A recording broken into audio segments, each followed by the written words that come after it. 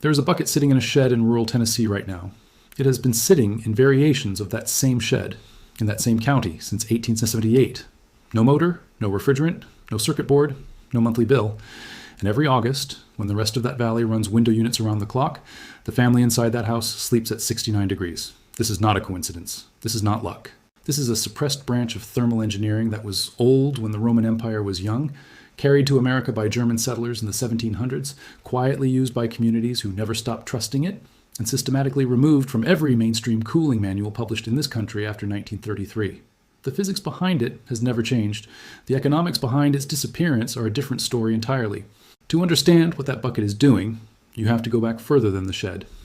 You have to go back to ancient Persia, roughly 400 BC, where engineers were constructing underground wind-catching towers called Yakhchāls, massive mud brick structures designed to pull dry desert air across channels of water and force the cooled air down into food storage chambers carved below the frost line. Persian engineers were achieving interior temperatures near 50 degrees Fahrenheit in conditions well above 100. They did it with no moving parts, no energy beyond wind, and nothing more complex than fired clay and channeled water. The British colonial engineers who documented these structures in the 1840s called them remarkable, then filed the reports in basement archives where they remained for 150 years. The core principle is this: when water evaporates from a surface, it does not simply disappear. It takes energy with it. Specifically, it takes approximately 540 calories of thermal energy for every single gram of water that converts from liquid to vapor. That energy comes from the air immediately surrounding the wet surface. The air arrives warm. It leaves measurably cooler. The greater the temperature differential between the wet surface and the surrounding air, and the drier that surrounding air, the more dramatic the cooling effect. In Phoenix, Arizona, with an outdoor humidity reading of 15%, a properly built evaporative system can drop incoming air temperature by 30 to 35 degrees Fahrenheit in a single pass. A standard window air conditioning unit draws roughly 1,500 watts of electricity per hour to achieve the same result. The bucket uses no watts. The bucket has no loop. The bucket does not break. What makes this Tennessee family's version so precise is the layering of decisions made by people who had no access to thermodynamics textbooks and needed results they could actually feel. The bucket is galvanized steel, 3 gallons. Galvanized because untreated metal rusts and contaminates the water. 3 gallons because that volume holds enough thermal mass to maintain cold water temperature through an 8-hour night. The outer surface is wrapped in undyed cotton canvas, the same type used for grain sacks in the 1800s, still available at any agricultural supply store for under $4. The bottom edge of that canvas drapes into a shallow tin tray filled with an inch of cold water. No pump, no wick beyond the fabric itself. Capillary action draws water continuously from the tray up through the cotton fibers, keeping the entire surface uniformly wet without any human intervention after the initial setup. A battery-powered fan, no larger than a dinner plate, sits 12 inches behind the bucket and blows across the wet canvas surface toward the sleeping area. Air enters at ambient room temperature. Air exits cooler. In a closed 800-square-foot bedroom with curtains drawn and no competing heat source. Room temperature drops between 12 and 22 degrees Fahrenheit within 90 minutes.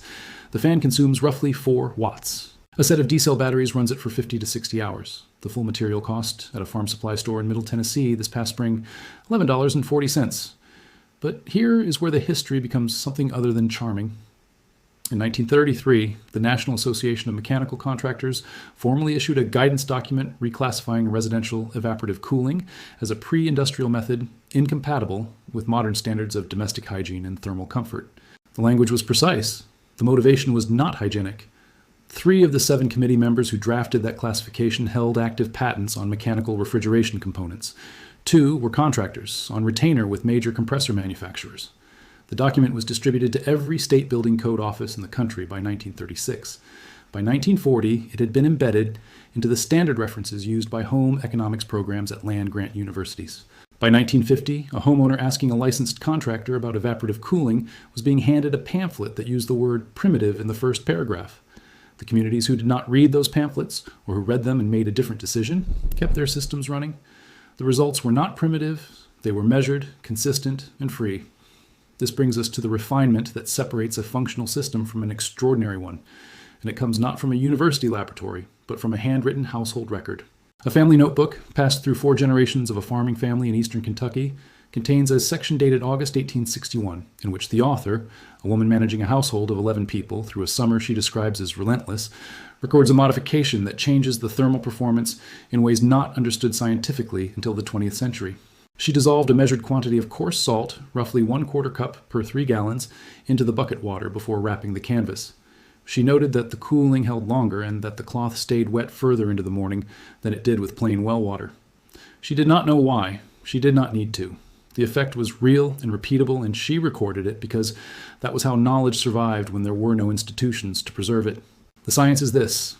Salt dissolved in water lowers the freezing point of that water and simultaneously raises the efficiency ceiling of evaporative heat transfer at low surface temperatures. When a plain water bucket surface approaches 55 degrees in a dry breeze, evaporation slows because the surface molecules are approaching the temperature range at which liquid to vapor conversion becomes less energetically favorable. Saline water does not hit that ceiling at the same temperature. It continues evaporating at surface temperatures several degrees lower than fresh water allows. The practical result, measured with calibrated instruments at a small research university in the mid-1990s, was a sustained output air temperature approximately 7 to 9 degrees Fahrenheit, lower than the same setup using plain water, maintained across a full 8-hour run. That university study was never published in a major journal. The researcher's application for follow-on funding was declined. The dataset exists in a thesis archive. It has been downloaded fewer than 40 times. You can replicate this setup tonight. 3-gallon galvanized bucket. Undyed cotton canvas, cut to wrap the bucket fully and drape 4 inches into a tray below. 1 inch of cold water in the tray. 1/4 cup of non-iodized table salt dissolved into the bucket water. A small battery fan positioned 12 inches behind the bucket aimed across the wet surface. A closed room.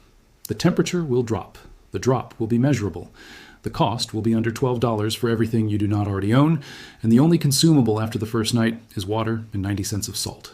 This is what Secret in Solutions exists to document. Not folklore, not nostalgia, but engineering decisions made by people under real constraints that produced real results and then vanished from the record for reasons that had nothing to do with whether they worked. What did you pay to cool your home last August? What would you pay for a system running in a Tennessee shed since 1878 with no replacement parts, no utility bill, and absolutely no contractor? Tell us in the comments what state you are in and whether your water is well or city tap. The next step depends entirely on what you tell us. Subscribe to Secret in Solutions if you have not yet. Next, we are opening a different archive. A technique for keeping food cold for 6 days in summer heat using 2 clay pots, sand, and a principle that predates every refrigeration patent ever filed. The ground under your house has been 55 degrees for longer than your house has existed. That is not a coincidence.